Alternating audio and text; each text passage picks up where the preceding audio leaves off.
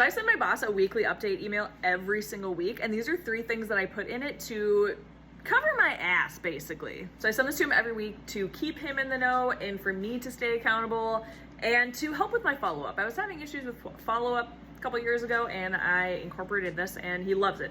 I just had my performance review, and once again, he told me how much he loves my weekly update emails. So there's 3 sections that I always have on every single email. 1, it's going over the calendar.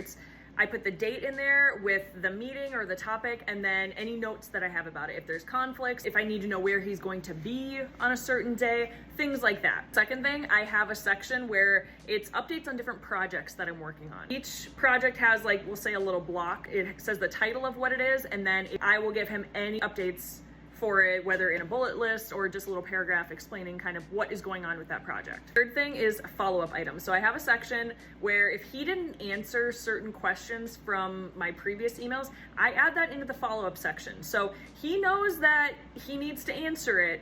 It's just, I put it in the follow-up list so he can kind of glance over it and be like, oh yeah, I need to still do that. Versus me sending him continuous emails about the same thing trying to get an answer. I just add that into my follow-up section, and he knows that he eventually needs to give me an answer on it, and I can put my due dates in there. If you have specific questions about your role as an executive assistant, make sure you head over to Admin Allies, join that, drop your questions in there, and then you can get tailored responses to your specific situation.